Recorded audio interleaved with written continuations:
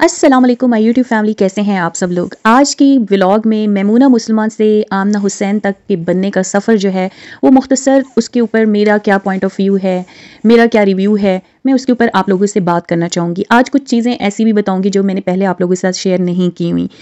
तो जनाब, अभी तक अगर आपने मेरे चैनल को सब्सक्राइब नहीं किया तो जल्दी से सब्सक्राइब करें। तो मेरा रिव्यू रिएक्शन क्या है मेमूना मुसलमान से आमना हुसैन तक के सफ़र को देखते हुए, मेरा क्या उसके ऊपर रिएक्शन है, वो मैं आप लोगों के साथ अपना पॉइंट ऑफ व्यू जो है वो शेयर करूँगी। हो सकता है मैं कहीं ना कहीं गलत भी हूँ, लेकिन मैं अपना तो बताऊँगी ना आपको कि मैंने कब से मेमूना को फॉलो किया, आमना हुसैन सॉरी को कब से फॉलो करती आ रही हूँ और कब मैंने उसको देखना छोड़ दिया था, उसको अनफॉलो कर दिया था। मैं अपनी सारी स्टोरी सुनाती हूँ। मैं उस टाइम पे यूनिवर्सिटी स्टूडेंट थी। जब मैं मेमूना को देखती थी, मतलब उसकी वीडियोस को देखती थी, तो मैं बहुत ज़्यादा यार, मुझे सबसे ज़्यादा जो इंस्पायरिंग थी वो इसका टैलेंट था और इसका बोलने का अंदाज़, इसका वीडियो एडिटिंग, कैप्चरिंग, ये सारी चीज़ें मुझे बहुत अट्रैक्ट करती हैं हमेशा। तो मैं कहती थी कि यार इसने स्टार्ट ही इतनी क्वालिटी वाले ना चीज़ से किया, क्वालिटी बेस्ड एक कंटेंट हमारे साथ शेयर किया।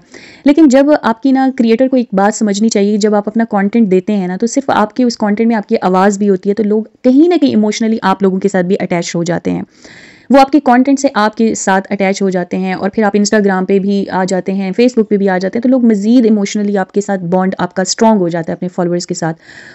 तो जब आप बहुत आपका चैनल बड़ा उस लेवल पे पहुंच जाता है तो फिर आपकी रिस्पॉन्सिबिलिटी बहुत बढ़ जाती है। एक बात आप लोगों को बताऊं कि अगर आप कोई चीज़ नहीं बता रहे ना, तो किसी का राइट नहीं है कि वो आपसे वो पूछ ले। आप नहीं बता रहे, वो आपकी प्राइवेसी है। लेकिन जो आप बता रहे हैं, अगर उसमें कोई झूठ है, उसमें कोई फ्रेब है, या आप अपनी स्टेटमेंट से खुद ही डाइवर्ट यू टर्न ले रहे हो, तो ये जो चीज़ें हैं ना, ये फिर सोशल मीडिया पे माफ़ तो फिर इन इसके ऊपर क्रिटिसिज्म तो होता है और ट्रस्ट भी टूटता है। जब मेमूना मुसलमान सामने आई थी इस कंडीशन में, जब उनके 2 मिलियंस हुए थे, तो literally I was very very very excited that time कि यार ये बंदी मैं देखना चाहती थी, कैसी लगती होंगी। और सबसे ज़्यादा मुझे प्यारी चीज़ ये भी लगी थी कि ये एक शरीयत को ना, शरीयत को, पर्दे को प्रमोट कर भी रही हैं। साथ दो चीज़ें कर रही थी, कंटेंट और प्लस ये अपने इस्लामिक जो हमारा व्यू है, हमारा कल्चर है, उसको भी प्रमोट कर रही थी। तो दो चीज़ें इनकी पर्सनैलिटी से जो बहुत अच्छी और खूबसूरत वाइब्स हमें दे रही थी। ये मेरा अपना पॉइंट ऑफ व्यू है, हो सकता है आपका कुछ अलग हो। फिर उसके बाद जनाब मेमूना ने जब फर्स्ट टाइम कहा कि मैं सामने आके बात की, तो मैं बड़ी खुश हुई कि यार मैं तो इसको देखना चाहती थी। जब ये सामने आ गई ना, तो मैं यकीन कर बहुत खुशी हुई। और इन्होंने जिस तरह से पर्दे को डिस्क्राइब किया कि मैं अपना पर्दा, मुझ पे कोई, मैं आज़ाद शहरी हूँ और मुझ पे कोई मजबूरी नहीं, लेकिन मैं अपनी मर्जी अपने शौक से करती हूँ, इतना अच्छा लगा। बहुत सारे लोगों को इनकरेज हुआ कि यार इतना बंदा कामयाबी अपने पर्दे में रह के अपने इस्लाम के साथ, दीन के साथ पक्का खड़े होकर भी हासिल कर सकता है। जो लड़कियां कहती थी कि जनाब जब तक चेहरा ना दिखाओ तब तक आप कामयाब नहीं हो सकते, मेमूना ने इन तमाम कंसेप्ट्स को बिल्कुल ख़त्म किया था कि आप अपनी शरीयत में ग्लव्स पहन के भी आप इतने ऊपर जा सकते हैं। तो मैं इनकी ना इन चीज़ों से भी मॉरली भी बहुत ज़्यादा, इनके कंटेंट से हट के इनकी पर्सनैलिटी के साथ अटैच हो गई थी, और मेरी तरह बहुत सारे लोग इनकी पर्सनैलिटी के साथ अटैच हुए होंगे। फिर उसके बाद जनाब जब इनकी एक वीडियो आई जिसमें इन्होंने अनाउंस किया कि मैं फेस रिवील करूंगी, तो मेरी ये मजबूरियां, तब भी हम लोगों ने इस चीज़ को अंडरस्टैंड किया था कि यार इतनी टैलेंटेड बंदी है, वाकई बहुत मुश्किल है। अब उनकी एक जॉब है और उन्होंने सामने आके, और वो कौन सा इस तरह गलत तरीके से आएंगी, वेल में आएंगी, तो वेल और फेस अगर आए तो हज के मौका के ऊपर भी, तो मैं अपनी फ्रेंड से उस टाइम यही कहती थी कि यार हज के मौका पे भी पर्दा तो इसी तरह का है ना एक औरत का, कि फेस उसमें छुपाने के लिए तो नहीं बोला अल्लाह ने। उस टाइम तो अल्लाह ताला ने मना किया कि आप फेस नहीं छुपा सकते। क्या वहाँ पे गैर मर्द नहीं होते? तो ये भी नहीं है कि हम अपनी पर्दे की सिचुएशन मक्का में अलग रखें, पाकिस्तान में अलग रखें, ऐसा नहीं है। पर्दा हर जगह पे सेम ही होता है। तो मेरा ये कंसेप्ट है। तो मैंने कहा यार अगर वो सामने आके कंफर्टेबली हम लोगों से अच्छा और मजीद कंटेंट सामने ला सके, तो इसमें क्या है, वो अपनी दीन के दायरे में कर रही है। लेकिन जब Q&A आया, जब इनके हस्बैंड ने इनसे कुछ चीज़ें पूछी, सवालात पूछे, मैं वो अगर मेरे पास रिकॉर्डेड हैं मैं वो लगा भी सकती थी, लेकिन कॉपीराइट इशू आ जाता है। लेकिन इनके हस्बैंड ने इनसे पूछा कि लोगों ने ये कहा कि जनाब आप पर्दे की वजह से ऊपर आई हैं, तो इन्होंने आगे से पता है क्या जवाब दिया था? 3 साल पहले की इनकी ये स्टेटमेंट है कि मैं ना पर्दे की वजह से नहीं, मुझे लगता है मैं अपने काम की वजह से ऊपर आई हूँ। ठीक है, ये वाला भी ठीक है, लेकिन लोगों ने, अगर मैं एक सोच रख रही हूँ कि मुझे पर्दे की वजह से इन तमाम चीज़ों को जो प्रमोट करी थी, मुझे ये तब इनकी पर्सनैलिटी से अटैचमेंट हो गई थी। तो इसी तरह मेरी तरह लाखों लोग जो इनके फॉलोअर्स थे, उनकी इसी तरह की अटैचमेंट थी। लेकिन जब इन्होंने ये पॉइंट बोला, मुझे बहुत दुख हुआ। फिर प्लस आगे ये क्या कहती हैं, अपने हस्बैंड को रोक के कहती हैं कि सुने ना, मुझे चिढ़ होना शुरू हो जाती है। जब मैंने ना ग्लव्स पहने तो बहुत सारी लड़कियों ने ग्लव्स, सारे लोग शुरू हो गए ग्लव्स पहन के ना वीडियो बनाने के, तो मुझे ना चिढ़ होना शुरू हो गई। मैंने कहा ये मैं क्या ऑकवर्ड सी चीज़ ना प्रमोट कर रही हूँ, ये क्या, मुझे बड़ा ऑकवर्ड लग रहा था, तो मैंने इसलिए ग्लव्स उतार दिए। यार अच्छा काम कर रहे हैं और वो अच्छा काम लाखों लोग फॉलो कर रहे हैं, और आप एक अच्छे काम को प्रमोट करें, आप उसको कह रहे हैं कि मुझे बड़ा इनोइंग लग रहा है और मुझे बड़ा ऑकवर्ड सा फील हो रहा है।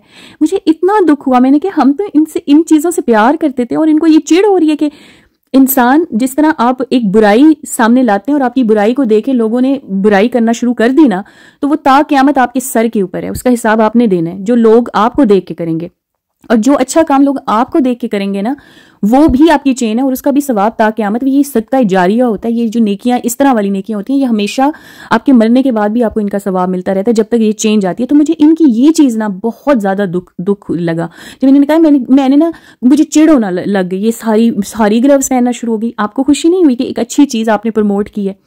फिर जनाब मैंने इसीलिए कर दिए। कल को जी आपकी तरह कोई बाल खुले छोड़ के कमीज शलवार पहनेगा तो आप कहेंगे मुझे चिढ़ हो रही है, मैंने ये कमीज शलवार नहीं पहननी।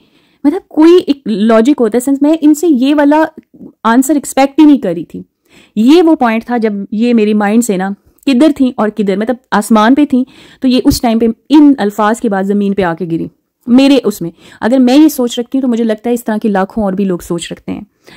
तो यहाँ से एक चीज़ ना, और फिर उसके बाद इन्होंने कहा कि मैं ना जो वेल करती थी मुझे बड़ा इनोइंग लग रहा था, मुझे बड़ा इनोइंग लग रहा था। यार आप कहें कि मैं कंफर्टेबल नहीं थी, इनोइंग की और ऑकवर्ड की तो अल्फाज ना यूज करें ना पर्दे के लिए। सबसे पहले आपको एक बात बताऊं कि पर्दा तेरी मेरी उसकी इसकी भाई की शोहर की अब्बू की मर्जी नहीं है। पर्दा अल्लाह ताला की मर्जी है और ये हुक्म इलाही है और ये हम पे फर्ज है। ये चीज नहीं है कि कल को अगर मैं नमाज पढ़ रही हूं तो मुझे वो जी सारे नमाज पढ़ना शुरू हो गए ना, तो मुझे ना चिढ़ होने लग गई और मैंने नमाज छोड़ दी। ये आपने इस तरह की बात की है। नमाज भी हमारे ऊपर हुक्म है अल्लाह का, जिस तरह हमारे ऊपर फर्ज पर्दा किया गया उसी तरह हमारे ऊपर नमाज भी फर्ज की गई है। तो जब अल्लाह ताला का हुक्म की बात आती है ना, तो फिर आप इस तरह की वर्डिंग उसके साथ अटैच नहीं कर सकते और ना ही उस चीज को ऑकवर्ड बोल सकते हैं। हाँ आप नमाज नहीं पढ़ रहे नहीं कर रहे, वो एक गुनाह में तो आता है, बहुत बड़ा गुनाह है, मतलब एक कुफर है आप अगर जानबूझ के नमाज कज़ा करते हो। तो जैसा नमाज के लिए हमारे लिए कंडीशन है वही हमारे लिए पर्दा भी है। पर्दा भी उसी तरह कुरान में भी जिक्र है, हमारे ऊपर हुक्म भी है, फर्ज भी है। अगर हम नहीं करते तो एटलीस्ट हम उसके ऊपर इस तरह के कमेंट्स नहीं कर सकते। हम किसी को ये कह सकते हैं हमारे लिए दुआ कर लो यार अल्लाह हमें भी तौफीक दे दे। लेकिन ये वो पॉइंट्स थे जहां से मेरा ट्रस्ट टूटा, जहां से इनकी जो पर्सनैलिटी का वो जो मेरे सामने था। और आज फिर किसी ने कहा, इनके हस्बैंड ने ये भी क्वेश्चन इनसे किया कि लोग कहते हैं कि पहले आपने ग्लव्स उतारे, फिर आपने वेल पे के सामने आ गई, फिर आपने वेल उतार दिया, तो अब ना लोग ये कह रहे हैं कि कुछ अरसा आपके पास और ज्यादा फॉलोअर्स आ जाएंगे तो आप ये भी उतार देंगे। तो इनका जवाब था कि नहीं, ये मेरी लिमिटेशन है, मैं घर में भी ऐसे रहती हूँ और मैं इसी लिमिट के अंदर रहना पसंद करती हूँ। तो फिर आपके ये वाले अल्फाज ऑन द रिकॉर्ड पड़े हैं और आज मेमूना मुसलमा को आप देख सकते हैं। आज आप इनका स्कर्दू ट्रिप देख सकते हैं, आज आप इनके इंस्टाग्राम पे रील्स देख सकते हैं, इनके फोटोशूट देख सकते हैं। बात ये नहीं है, ये जो आज है ना, यहाँ से इनका सफर इस तरह का शुरू होता ना, किसी को कोई फर्क नहीं पड़ना था। लेकिन आप जब ट्रस्ट तोड़ते हैं, आपकी स्टेटमेंट्स चेंज होती हैं, आप जब झूठ बोलते हैं। और अब ये इंस्टाग्राम पे इनसे एक लड़की ने पूछा कि वो वेल वाली कौन थी, तो इन्होंने इतना बड़ा फिर दोबारा से झूठ बोला, जी वो मैं नहीं थी। और ये जो आप कहते हैं ना कि हमारी डजंट मैटर, लोग जो भी करें, लोग नहीं है ये लोग वो लोग हैं जो आपके रिस्क का जरिया बने थे, जिन्होंने आपको देखा और आपका रेवेन्यू जनरेट हुआ था। इन लोगों का आपके ऊपर बहुत एहसान है, वरना आपसे ज्यादा टैलेंटेड लड़कियां इस टाइम यूट्यूब पे मौजूद हैं जिनके चैनल ग्रो नहीं कर रहे। आपसे ज्यादा अच्छा क्वालिटी का कंटेंट होगा उन लड़कियों के पास, लेकिन उनकी बैड लक है। आप ये मत कहें कि मैटर नहीं करता, लोग जो भी कहें। पहले तो आपने एक पर्दा प्रमोट किया था जो कि आपको कोई बहुत सारा सवाब मिला होगा, जितनी लड़कियों को आपको देख के ये सब कुछ फॉलो किया था। लेकिन जो आज आप प्रमोट कर रही हैं, जो आपने झूठ प्रमोट किया, जो आपने ये चीज़ प्रमोट की कि आपके पास पैसा आ जाए, तो वो पैसा आपके ईमान के ऊपर भारी होता है, आप फिर बहुत आगे चले जाते हैं। शायद ये कंपनी का भी होता है कि आपकी सोबत कैसे लोगों के साथ है।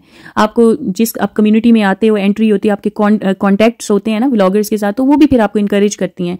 फिर क्योंकि उन्होंने बनानी होती है अपनी एक बड़ी कम्युनिटी, ताकि जो हमारे ऊपर हम कोई ऐसा वैसा काम करें तो हमारे ऊपर कोई अटैक करे तो हम सब नोचने के लिए, खाने के लिए ना तैयार हो जाएं मिलके।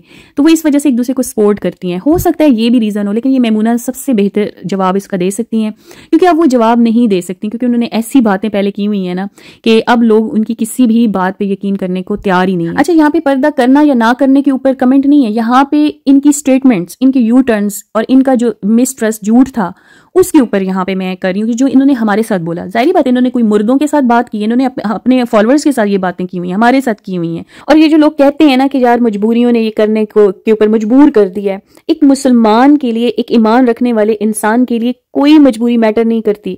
अगर आपने मजबूर इंसान देखने हैं ना, तो सबसे ज्यादा आप जाके फलस्तीन के लोगों को देखें।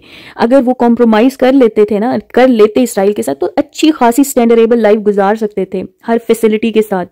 उनको एक अमेरिकन, इसराइली, एक बहुत बड़ा, जिसका अब आज आपको पता चला ना कि दुनिया में कितने बड़े बड़े ब्रांड उनके हैं, तो वो उनके अंडर अपनी एक अच्छी सी लाइफ गुजार सकते थे, कॉम्प्रोमाइज कर सकते थे। नहीं किया ना, अपने बैतुल मुकद्दस पे नहीं किया, नहीं कॉम्प्रोमाइज किया। सेल्फिश बनते ना, नस्लें कुर्बान कर रहे हैं, शहादतें कबूल कर रहे हैं, लेकिन नहीं कॉम्प्रोमाइज, बैतुल मुकद्दस हवाले करने को तैयार नहीं है। सबसे ज्यादा मजबूर हमें वो हमारे मुल्क के जो हमारे लीडर्स खामोश हो गए हैं मजबूरन के, अपने लोगों मजबूरी में, मजबूर सबसे ज्यादा वो थे। ईमान के ऊपर मजबूरी हावी नहीं होनी चाहिए, ये आप अपने माइंड में रखें। आपका ईमान इतना कमजोर नहीं होना चाहिए कि मजबूरी उसके ऊपर हावी हो जाए। मैं कहती हूँ मुसलमान मजबूर हो ही नहीं सकता, मुसलमान के लिए सबसे ज्यादा उसका ईमान का स्ट्रांग होना बहुत जरूरी है। तो बस यही सबसे बड़ा मैसेज है आज के व्लॉग में, कि किसी किस्म की जो मजबूरी है ना, उसको अपने ईमान के ऊपर हावी ना होने दें। अपने शौक को, अपने ईमान, हमारे बहुत सारे शौक हैं, लेकिन वो अपने ईमान के ऊपर कॉम्प्रोमाइज मत करें। इसी के साथ दीजिए इजाजत। अल्लाह हाफिज, खुश रहें, खुशियां बांटते रहें। असल में मैं वो निकाब करने वाली नहीं हूँ, तो जस्ट